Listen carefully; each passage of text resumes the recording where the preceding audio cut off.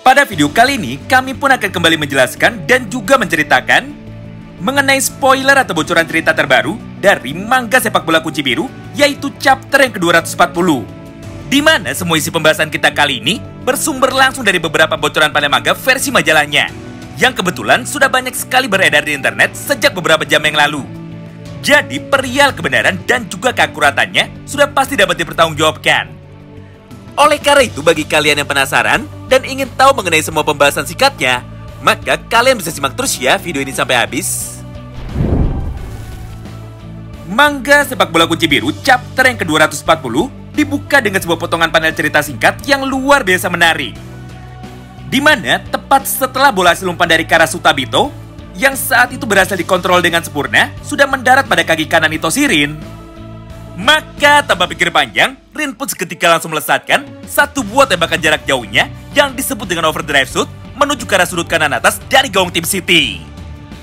Hingga pada momen itu, gol pun akhirnya berhasil tercipta melalui tembakan langsung dari Itoshi Rin.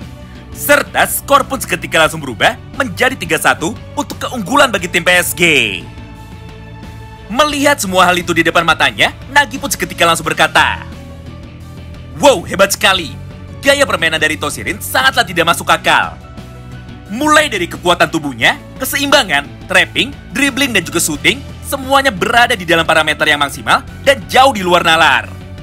Sudah jelas jika Itoshi Rin berada di level yang sangat berbeda, karena kenyataannya dirinya adalah seorang monster sejati." Nah, menariknya, tepat setelah peluit tanda berakhirnya pertandingan itu sudah dibunyikan, maka di saat yang bersamaan, Rin yang saat itu nampak sangat percaya diri, akhirnya seketika langsung berkata seperti ini kepada kita semua. "Persiapkan dirimu, Isagi, karena di dalam pertandingan selanjutnya, kaulah yang akan aku hancurkan dan juga aku kalahkan." Nah, di momen inilah, Nagi yang nampak sangat penasaran dengan kehebatan dari Itoshi Rin barusan, akhirnya mulai bertanya seperti ini kepadanya. "Rin, kenapa di dalam setiap pertandingan, kau mampu terus berkembang menjadi jauh lebih kuat? Apa alasan dibalik kehebatanmu itu?" Mendengar pertanyaan tersebut dari Nagi, Rin pun seketika langsung menjawabnya. "Alasan aku ingin menjadi kuat hanyalah ada dua saja, yaitu untuk bisa melampaui Itoshi Sae dan juga untuk bisa mengalahkan Isagi Oichi." Tapi karena Nagi masih belum puas dengan semua jawaban dari Itoshi Rin barusan, maka di dalam satu panel yang sama ini, Nagi pun kembali bertanya lagi kepada Itoshi Rin. "Hah? Jika memang itu tujuanmu, lalu apa yang akan kau lakukan selanjutnya ketika dirimu sudah bisa mencapainya?" Nah, di momen inilah, Rin yang saat itu nampak sangat emosi dengan pertanyaan konyol dari Nagi barusan, akhirnya seketika langsung menjawabnya. "Hah, dasar bodoh. Apakah bayi pernah berpikir tentang kematian ketika mereka dilahirkan? Dengar, mereka dilahirkan tanpa memiliki banyak pilihan. Jadi, entah apa yang akan terjadi ke depannya, tidak ada satupun orang yang tahu. Tapi meskipun begitu, kita tetap harus mencoba untuk mengukir jalan hidup kita sendiri sesuai dengan yang kita inginkan. Jadi jika kau bertanya tentang apa yang akan aku lakukan selanjutnya, maka jawabannya hanyalah ada satu, yaitu jalani saja hidupmu dengan sangat maksimal. Karena jika kau masih terjebak di dalam pikiran konyol seperti itu, maka sampai kapanpun kau ini tidak akan pernah bisa berkembang." Setelah pertandingan antara tim PSG dan juga tim City sudah selesai, maka pada panel berikutnya, Shin pun kini seketika langsung berpindah menuju kepada Isagi Oichi lagi. Di mana pada momen itu, Isagi pun terlihat sangat bahagia ketika dirinya melihat papan skor. Mengingat Isagi akhirnya mampu mencetak 2 gol tambahan di dalam pertandingan ini dan juga mengalahkan Michael Kaiser. Dengan begitu, maka raja selanjutnya dari tim Munchen akan jatuh kepada Isagi Oichi. Yang artinya, secara logika, pusat permainan dari tim Munchen harus terfokus kepada Isagi Oichi demi bisa membantu Isagi Oichi supaya dirinya bisa mencetak gol lagi. Nah, tepat di tengah kegembiraan ini, maka tiba-tiba saja terdengar suara dari komentator yang mulai berkata seperti ini kepada para pemainnya. "Dengar, karena pertandingan yang kelima dan juga pertandingan yang keenam sudah selesai, maka kami pun akan segera menyampaikan sebuah daftar peringkat baru berupa nilai gaji tahunan dari para pemain Blue Lock. Jadi perhatikanlah dengan seksama gambar yang sudah kami tampilkan di layar ini." Mulai dari sanalah, ranking dari para pemain Blue Lock akhirnya langsung ditampilkan kepada kita semua, dimulai dari peringkat yang paling bawah, yaitu peringkat yang ke-29. Namun supaya kalian tidak bosan, dan juga supaya pembahasannya tidak terlalu panjang, Maka dari ranking yang ke-29 sampai dengan ranking yang ke-20, silakan kalian pause video ini saja. Baru dari 20 besar nantinya akan kami sebutkan satu persatu. Singkat cerita, pemain yang berada pada peringkat nomor 20 adalah Jingo Raichi dengan total nilai gaji tahunan sebesar 18 juta yen. Kemudian, pada peringkat yang nomor 18 dan juga nomor 19-nya, ditempati oleh dua orang yang sama dengan total gaji tahunan masing-masing sebesar 20 juta yen, yaitu Hyorio dan juga Suto Sendo. Selanjutnya, pemain yang berada pada peringkat nomor 17 adalah si Ninja Itao Toya dengan total nilai gaji tahunan sebesar 22 juta yen.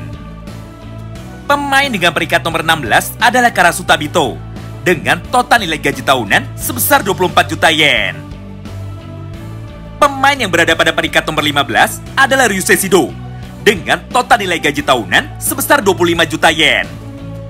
Kemudian, pemain yang berada pada peringkat nomor 14 adalah Mikoiki dengan total nilai gaji tahunan yaitu sebesar 30 juta yen.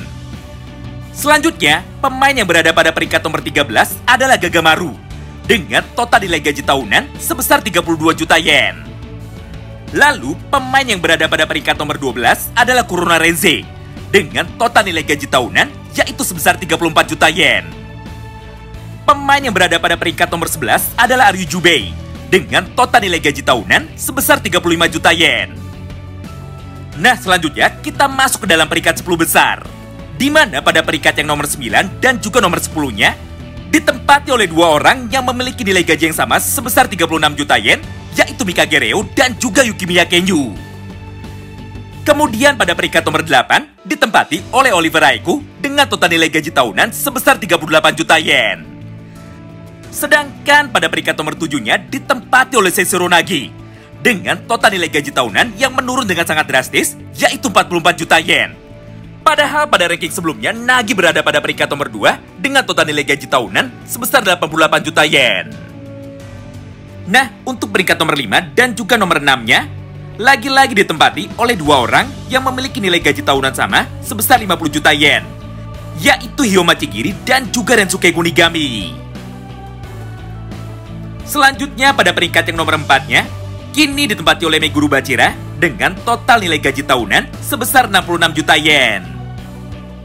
Mulai dari sini, kami pun sudah sangat yakin sekali bahwa kalian pasti sudah bisa menebak siapa sajakah pemain yang berada pada ranking 3 teratas. Di mana pada peringkat nomor 3 ditempati oleh King Baro dengan total nilai gaji tahunan sebesar 130 juta yen. Lalu pada peringkat nomor 2-nya ditempati oleh jagoan kita semua yaitu Isagi Oichi dengan total nilai gaji tahunan yang melonjak 3 kali lipat yaitu sebesar 150 juta yen. Sedangkan untuk peringkat nomor 1-nya sudah jelas ditempati oleh Ito Shirin dengan total nilai gaji tahunan sebesar 180 juta yen. Nah, selain peringkat dari para pemain Blue Lock, ternyata di dalam kesempatan yang sama ini, narator dari manga Kunci Biru akhirnya kembali menyampaikan info tambahan baru kepada para pemainnya dengan berkata seperti ini. Dengar, ada tambahan penawaran baru yang datang di dalam kompetisi ini, di mana tim terkuat di dunia saat ini alias tim Real Madrid akhirnya mulai memberikan penawarannya kepada Michael Kaiser dengan total nilai gaji tahunan yang berjumlah sebanyak 320 juta yen. Jadi jika Michael Kaiser mau menerima tawaran itu, maka secara otomatis Kaiser pun akan bisa pindah ke dalam tim tersebut. Serta dia pun juga bisa bermain bersama dengan playmaker terhebat di dunia saat ini, yaitu Itoshi Sae. Wow, luar biasa banget ya. Nah, itulah sebagian potongan cerita singkat dari manga Sepak Bola Kunci Biru chapter yang ke-240. Tentu saja bagi kalian yang penasaran mengenai seperti apa cerita lengkapnya, maka nantikan terus ya update berikutnya di channel ini pada hari Rabu nanti. Terima kasih banyak yang sudah simak video ini sampai habis, dan salam baku hantam.